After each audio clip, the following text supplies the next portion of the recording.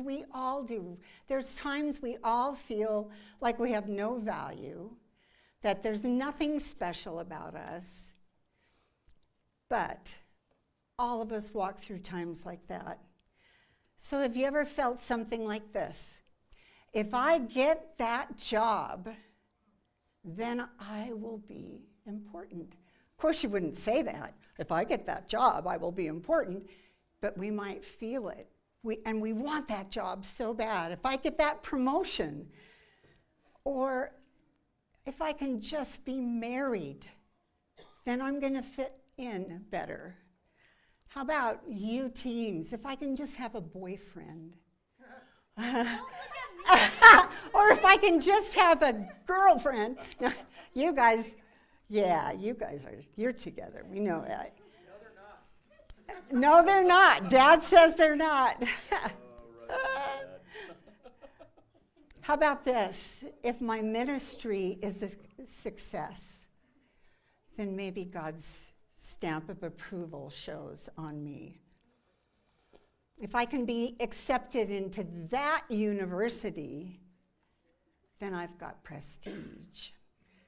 If I can sing and play and perform in front of a lot of people, then I'm valuable. And we live in this world where success and the look of being important is almost demanded of us. But we are all a people who struggle with significance or identity. So, there's traumatic experiences that we can go through. And for instance, going through a divorce. So you walk through a divorce. Your identity has been, prior to that, a married couple, right?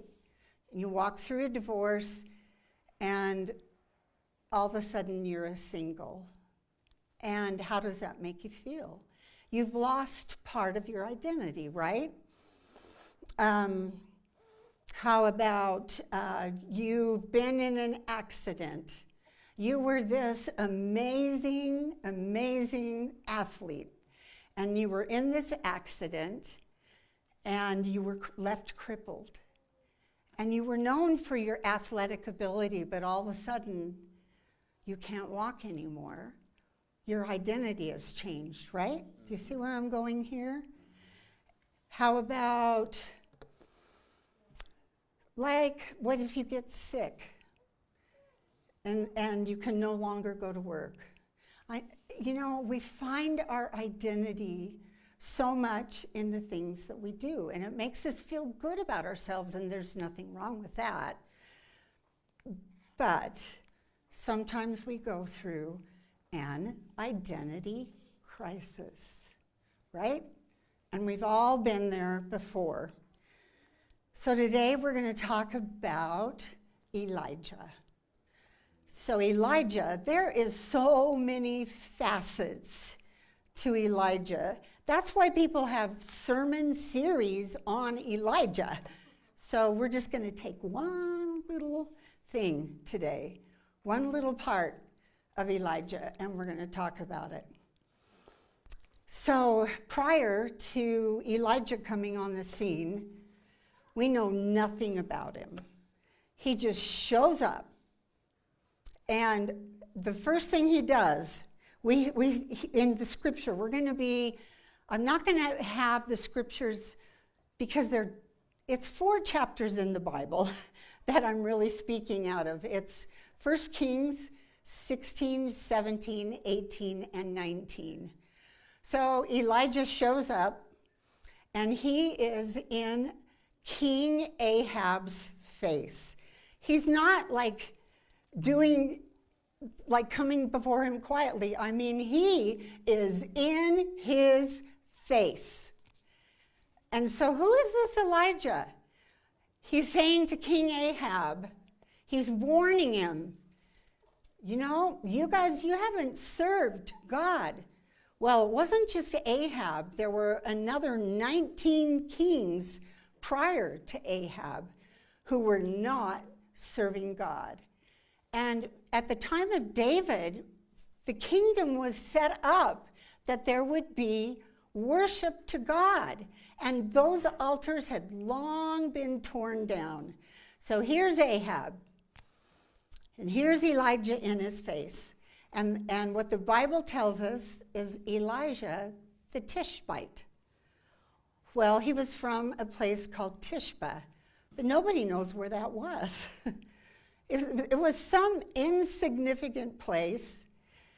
We do know that he was from an area called Gilead, but Elijah's start, he didn't have a royal bloodline. Do you see where I'm going here?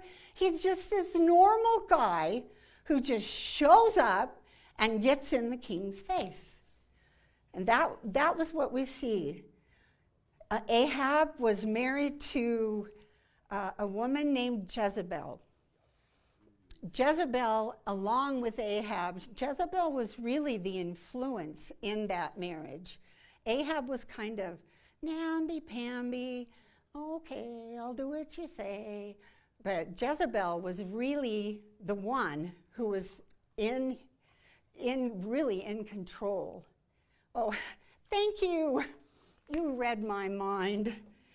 So Jezebel, when she came on the scene, she had been a worshiper of a god named Baal, and then also of a fertility goddess. So Ahab and Jezebel together, they set up temples to worship Baal and this fertility goddess. And so what had happened is Elijah comes on the scene, and over a period of 3.5 years, and some miracles that Elijah did, and we'll go on into those miracles, Elijah ended up tearing down the altars set up to Baal and having 850 of the prophets of Baal killed. And so Jezebel was downright mad. Just a sec. Did you hear me gulp? Sometimes my daughter tells me that I gulp. So that's good. But so it was, the kingdom had gone from totally being away from God, and Elijah comes on the scene, and the people fell before the Lord on their faces and began to serve God. But Jezebel wasn't there that day. And so when Jezebel found out, she said, within 24 hours, I'm going to make sure that Elijah is dead. And so this is where we pick it up. So here's this Elijah. He's this guy from some area called Gilead. And he's just a normal guy. It was kind of like that area was thought of the other side of the tracks. You know, those type of people. And so that would be like today, like us looking at some neighborhood where there's a crime and just mess. And so here's Elijah. One thing he is not polished, and he does not have a whole lot of etiquette. And so here he shows up on the scene. And so before he knows it, his life is being threatened. And boy, is Jezebel ticked off. She is mad. So during the time that this all happened, Elijah did some miracles. This is the Reader's Digest condensed version. I would love to be able to go into more detail about it, but I can't. So, but because of time, because I do want you guys to be able to go home on time, right? So Elijah had called for a drought to be put upon the land. And so Elijah did it. He called for a drought, and that was it. There was a drought, and it went for 3.5 years. So that was one of his miracles. During the drought, and when God had sent Elijah off, he was fed meat and bread every day from ravens. Ravens came and gave him dinner. I don't know, breakfast too, but they fed him meat and bread. He was staying at a widow's house. She was starving, she was dying, her son was starving because there was this drought on the land. But while he was there, they had this unending bowl of grain and oil for bread. So that was another miracle. The widow's son dies. Elijah raises the son back to life. And then after that is when Elijah went back and faced Ahab again.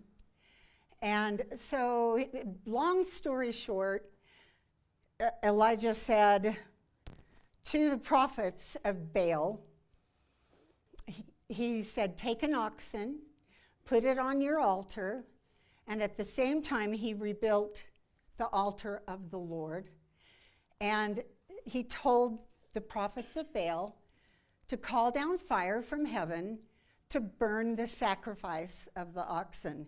So they do their thing. They're trying to get fire to come down and burn the oxen up. It doesn't happen. And so Elijah mocks them. He's like, oh, come on. See, ha, ha, ha, you guys aren't doing it. I mean, he was really mocking them. And then when the fire didn't come, then he called down fire upon the altar of God. But before he did that, he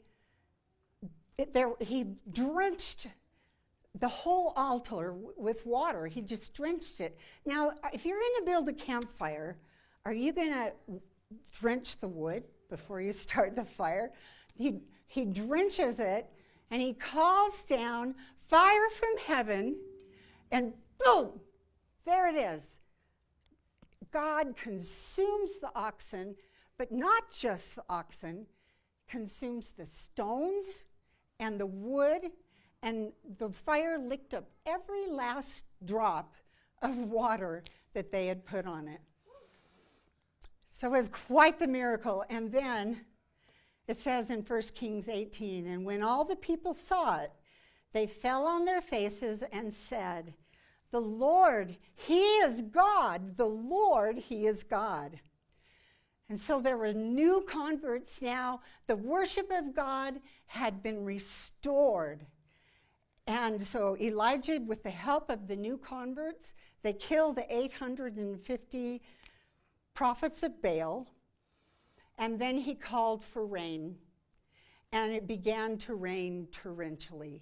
Like I said, Reader's Digest condensed version. And so here's a very angry Jezebel. She is so mad because all this work she had done was gone. And so she's after Elijah.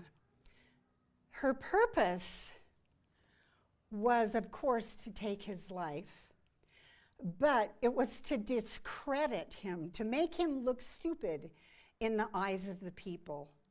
Her purpose was to scare him so he would run, so he would hide.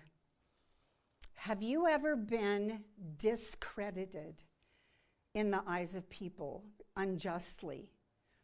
Have you ever, yeah, it's hard, isn't it? It makes you feel weird. And have you ever lost your good reputation? Yeah. A couple weeks ago, I was sitting in my office, and I hear this boom on the side of my house. And so I get up and I look, and a robin had flown into the door. And so I look and I see, what is going on? And two magpies were attacking this robin. And they were fierce. They were vicious as they went against this robin. The one magpie picked it up and went right for its neck, popped its neck, and there it was, very dead.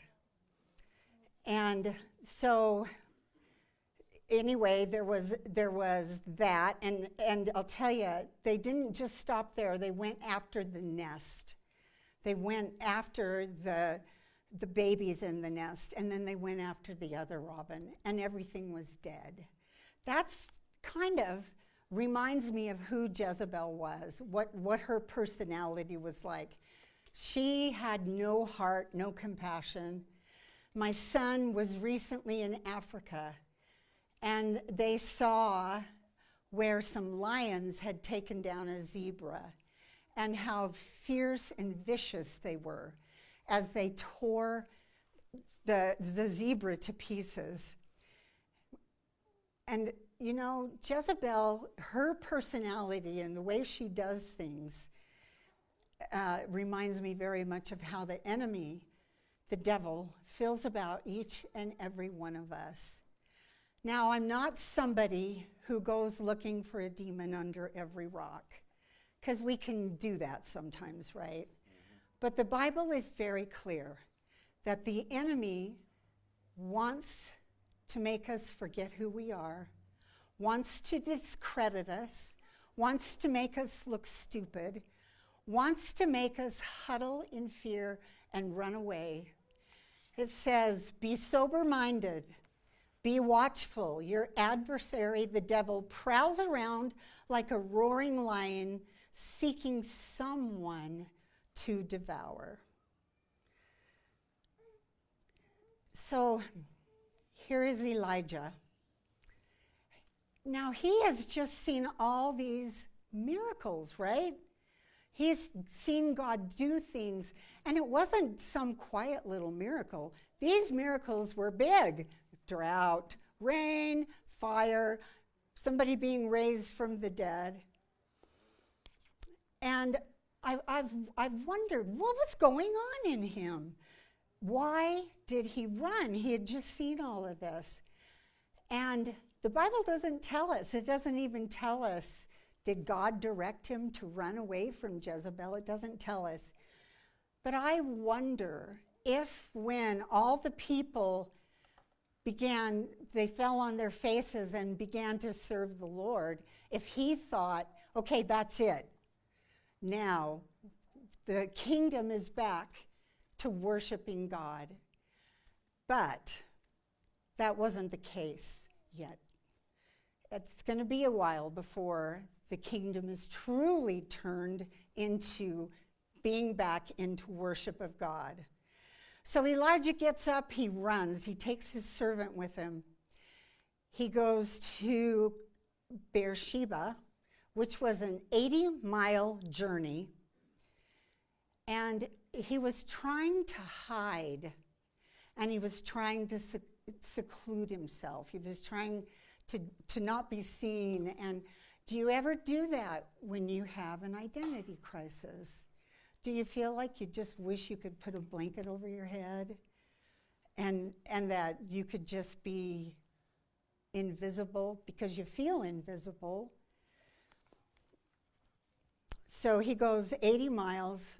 There he drops off his servant, and then he continues to run. It doesn't say that God told him where to run, but he's heading for a place called Horeb. And he's not there yet, so he goes out into the wilderness, and he comes and he sits down under a tree. And this is the scripture. But he himself went a day's journey into the wilderness and came and sat down under a broom tree. And he asked that he might die, saying, "It is enough now, O Lord.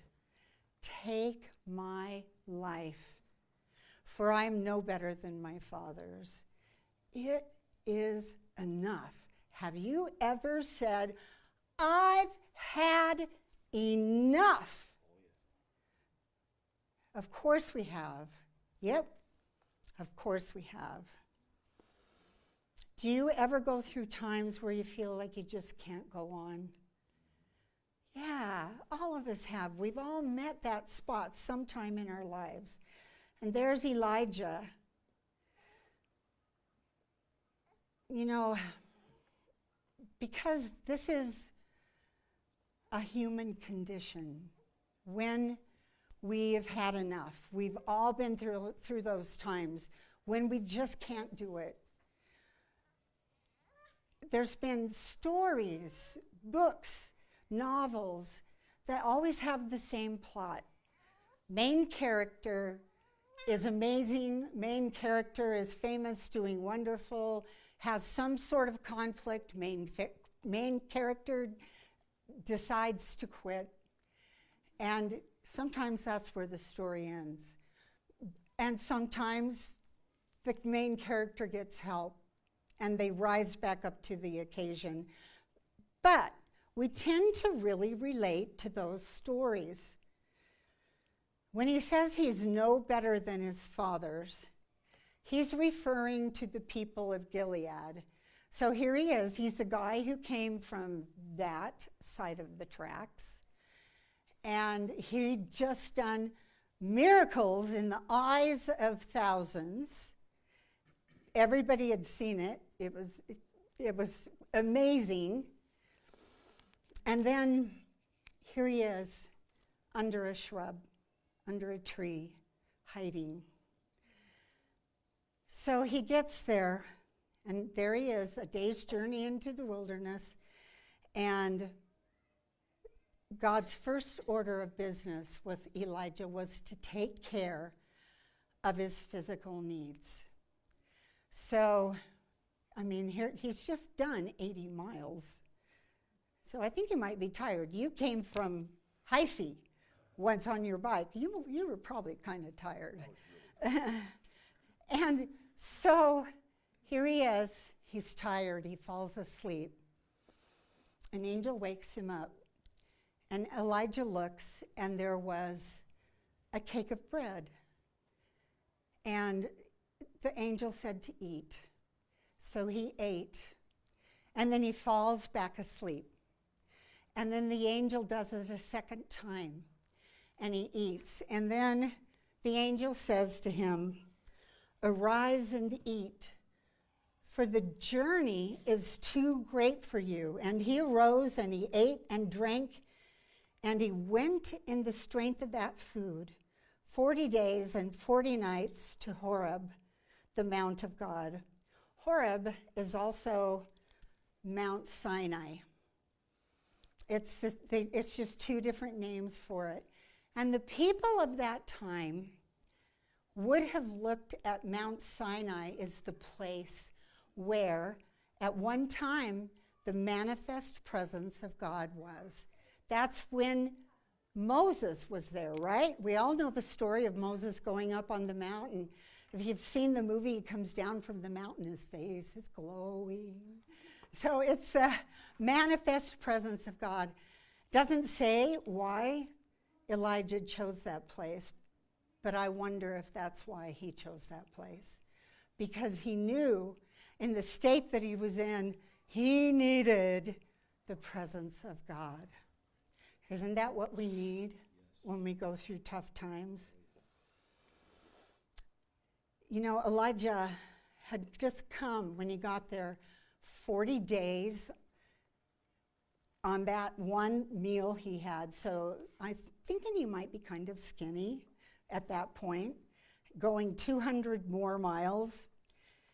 And again, I'm sure he was really, really tired. And what was he thinking as he's running for those 40 days? What's going through his mind? Bible doesn't tell us. But I'm wondering if he's going, you know, why, God? Why? What's going on here? Don't know. But he's human like the rest of us. And you know, that's kind of the way God does things. He might tell us that he's going to He's calling us to something to do. And so we begin to seek to do that thing, and then it doesn't happen till 15 years later.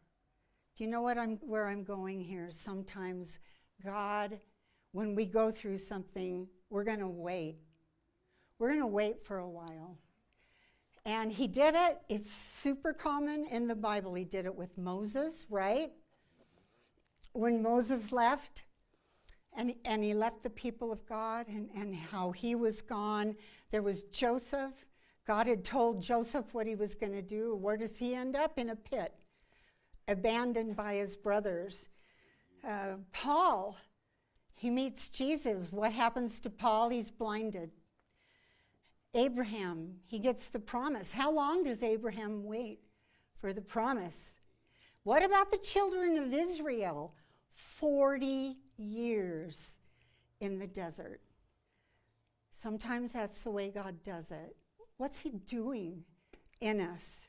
He's working on our character. He's working on us so we're able to handle what he's calling us to do, so we're able to be a vessel. He gets to the mountain. God speaks to him, and he says, "What are you doing here, Elijah?"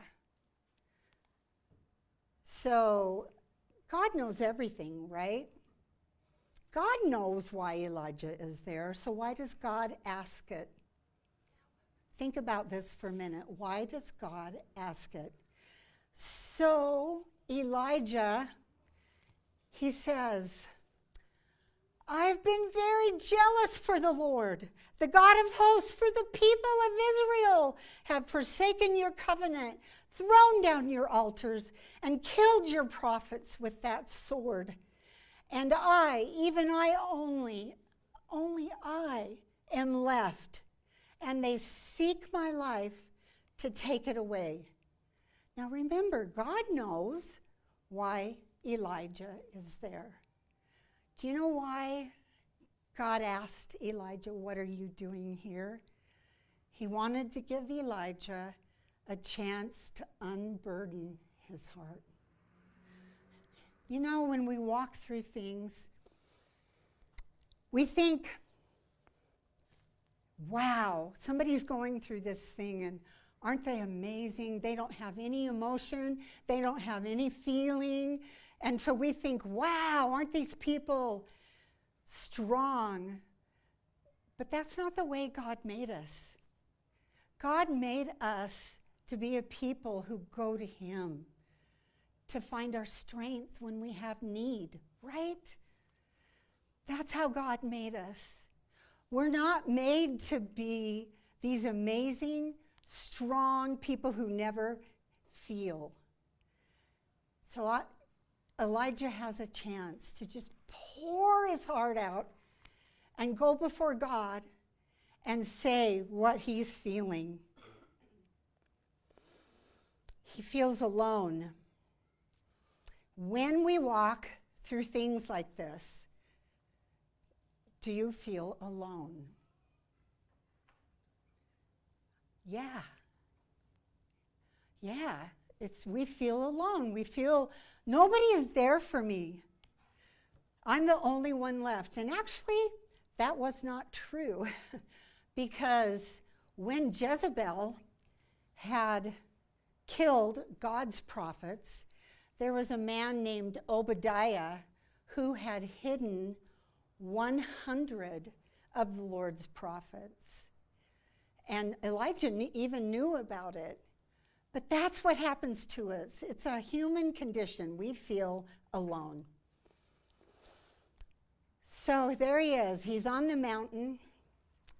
And it says in verse 11 out of chapter 19, "And behold, the Lord passed by, and a great and strong wind tore the mountains and broke in pieces the rocks before the Lord."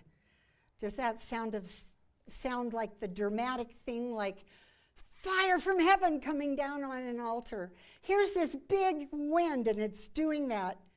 But then the Bible tells us, but the Lord was not in the wind. And then after the wind, there was an earthquake. But the Lord was not in the earthquake. And after the earthquake, there was a fire. But the Lord was not in the fire. So Elijah was used to the big dramatic things, right? Elijah was used to the things that were exciting and big and all of that. But God was not in them this time. God was doing something different. And it says, and after the fire, there was the sound of a low whisper. God was in the whisper. Elijah is learning to accept God does things however God chooses to do things.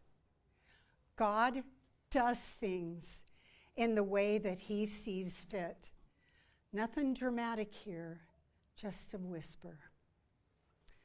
Have you ever heard the verse, for my thoughts are not your thoughts, neither are your ways my ways, declares the Lord, for as the heavens are higher than the earth, so are my ways higher than your ways, and my thoughts than your thoughts. It's here, while Elijah's on the mountain, while he's realizing, I've got to let God be God. It's here that Elijah re-embraces who he is, who God had called him to be. He's recommissioned, he's surrendered, and now again God is speaking to him and he's being sent by God. Here God gave him his next marching orders. But this time, there was a team that God was having Elijah get together. No more of this being alone. You know, when we don't know who we are, which is a common condition, and we all walk through it, marriages fall apart. Why? Because one or more of the people in the marriage isn't able to find what they're looking for in the marriage. And so they begin to look elsewhere. Some people go to porn, some go to infidelity, some go to eating too much. You know, if there's a marriage problem, do you know who you are? That's my question.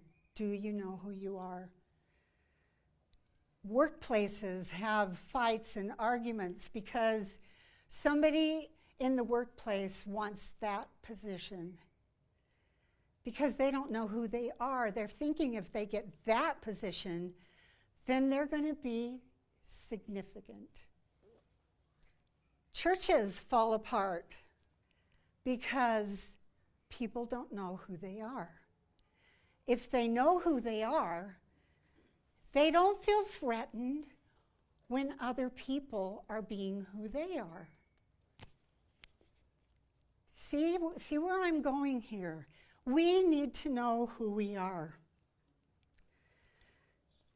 So have you ever seen the movie Rocky? Any of the Rocky movies? Well, Rocky goes through a time where, boy, he's going to go get him, and then he quits. He's going to quit. But then he rises back up, and then we all see that picture of him. He's running up the stairs. You guys all seen this? Dun, dun, dun, dun, dun, dun, dun, dun, dun. The Rocky music plays, and he gets to the top of the stairs, and, oh! Right? And because he's remembered who he is. In the Chronicles of Narnia, that sweet, sweet, sweet story, Edmund didn't know who he was. So he teams up, he finds the White Witch, And he is fed Turkish delight. And he forgets who he is, because every time he eats a bite of the Turkish delight, he forgets who he is. In The Lord of the Rings, Frodo, he's the guy that was chosen to carry the ring. The ring had power. He was exhausted, and he was so challenged by everything that he went through to try to get the ring into its proper place. And then every now and then he would put on the ring, and every time he did that, it made him want more power, and it made him more tired, and he wanted to give up. I'm telling you, it's all over our world, and we relate to these books and these movies because we feel these things, right? And we feel these things. You know, this next part, I really fought with the Lord. I really didn't want to share it because I've shared it before. And I didn't want you guys to think, oh, there's Lorie sharing that same thing she shared before. Significance, right? Me worried about what are people going to think of me. It happens to all of us. But in the movie The Lion King, Simba is a young lion. And can the worship team come forward right now? Anyway, he's this young lion cub. He's got a dad who's the king of the pride named Mufasa. He disobeys his dad, and he ends up befriending an evil lion named Scar. Scar influences Simba. Simba gets himself in trouble, and Mufasa comes to save Simba. It resulted in the death of Mufasa. And Simba was so ashamed that he ran. He ran as far as he could. He got away. He grew up. He left the pride because he knew at one point he was going to be the guy that was going to be king over the pride. But he felt like, I can't do it. I'm just not worthy. I'm not good enough. I'm not big enough. I'm not important enough. I've made mistakes. But there was this other guy named Rafiki, and he was the spiritual guide of the tribe. And he goes out to find Simba because Scar was in charge of the land now, the evil Scar, and everything was dying. And you know, Simba is so much like Elijah was, and so much like us. Just running, getting away, hiding, not doing the thing that God called us to do, not knowing who he is. When Rafiki finds him, he takes Simba to a spring and says to him, Simba, your father is waiting. Simba's like, yeah, right, my father's dead. And Rafiki doesn't stop.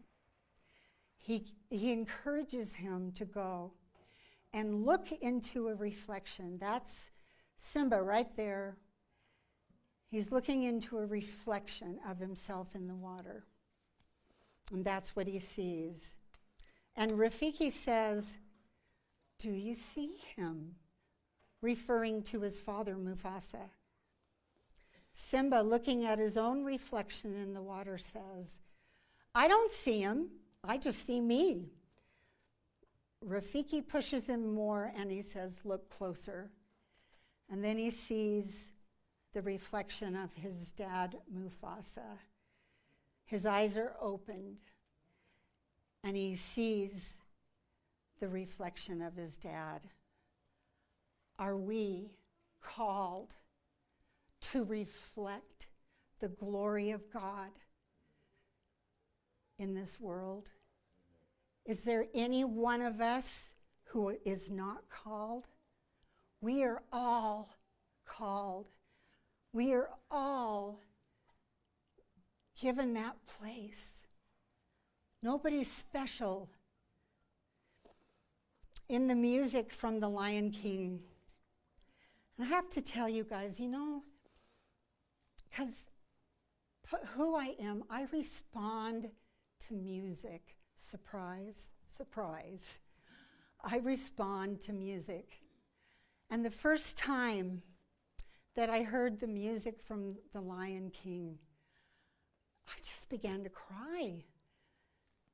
It's because, there's things, even if they're not meant as glorifying to the Lord, there are things that are in art that people have created that God can speak to us through. And so I hear the music, I'm with my husband, and we both begin to weep because we both could feel the heart of God in the music. And there's a lyric that's happening while all this is happening. And this is the lyric: He lives in you. He lives in me. He watches over everything, into the water, into the truth, in your reflection. He lives in you. Rafiki continues, he says, you see, he lives in you. Mufasa speaks to him, Simba, you must take your place. Simba cries back, I can't. Mufasa continues, you must remember who you are. Simba replies, I'm sorry, I don't know how to be that king. Mufasa assures Simba, as king, there's one thing that I am most proud of. It's that you, Simba, are my son. Isn't that the way God looks at us? Is there anybody here that is less important than another? No. No. Every single person here is a child of God. Whoa, we say it all the time. I'm a child of God, right? We say that. But do we really embrace what that means? I am a child of God. See what kind of love the Father has given to us, that we should be called children of God. But to all who did receive him, who believed in his name, he gave the right to become children of God. And because you are sons, God has sent the Spirit of his Son into our hearts, crying, Abba, Father, Papa, Daddy. Abba, Father, Papa, Daddy. You're no longer a slave, but you're a son, and you're an heir through God. So much like Elijah and Simba and Rocky, we must take our place. The enemy seeks to keep each of us from being who God called us to be. The enemy does everything he can to keep us under a rock. But God has called each and every one of us. It's not about us, it's about what he wants and his purposes. We're told in Romans 14 that all of us one day will give an account to God of our lives. There's this young man, and I wish I knew his name, and I searched for his name because I wanted to give him credit for this quote. He was in a youth group, and in this youth group they were seniors in high school. They were trying to get them to decide, what am I going to do with my life? And who will I be? And he was struggling because he didn't know what he wanted to be.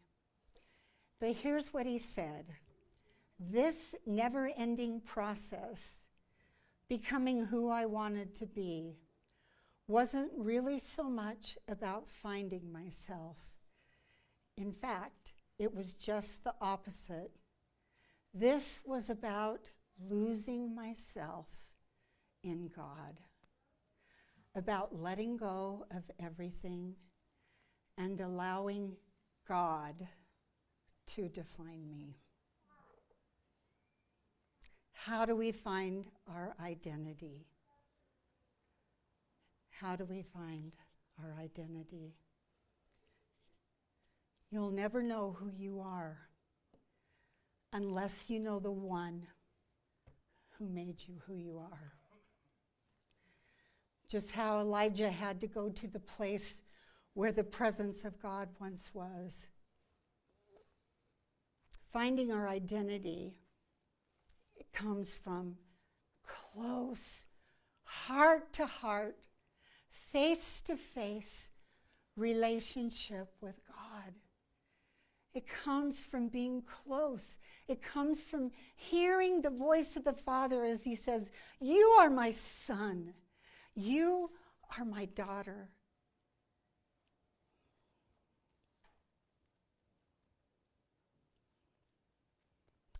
Paul said, "I therefore, a prisoner for the Lord, urge you to walk in a manner worthy of the calling which you have been called."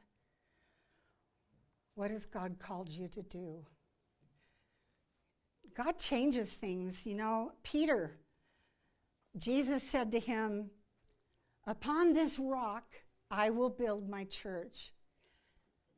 And it wasn't long after that, Peter was denying him 3 times. Things change. It's about being in the presence of God and hearing your marching orders and becoming what God has called you to be. There's nobody that is left out. Every single person is called. Every last one of us. So we're going to sing one more song. But before we do, I want to pray. This is our day. This is when we say, "God, what do you want to do with my life?" Father, there's not one person here that you have left out. There is not one person that you called to just exist in this world. Every single one of us, every single person here has destinies, things that you have called for them to do. And Father, we first pray that the place that we have to begin is by coming closer, drawing closer to the one who made us. Lord, we pray that each one of us would have our hearts soft. We would have our hearts soft so that we would come before your presence and so that we would hear your voice and that we'd hear what you say about us and that we would receive your love and that we would receive your strength.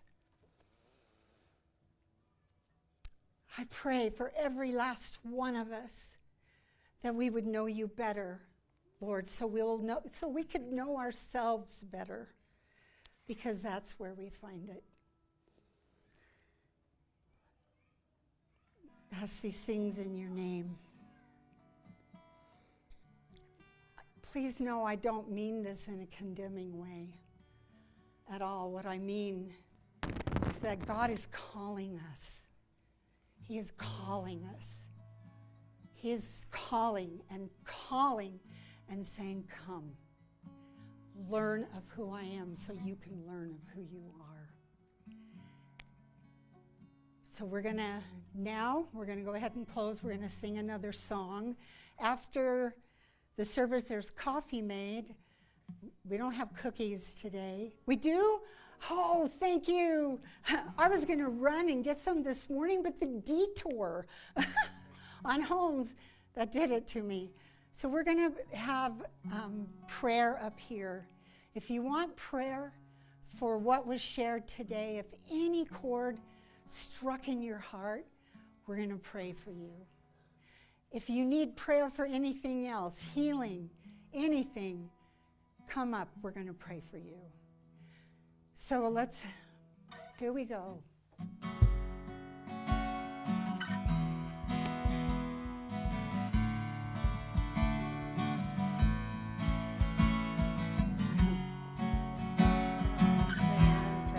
Hey,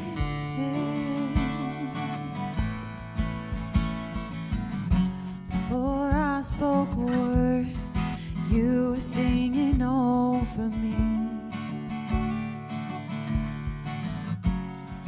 You have been so, so good to me. Before I took a breath, you breathe your life in me.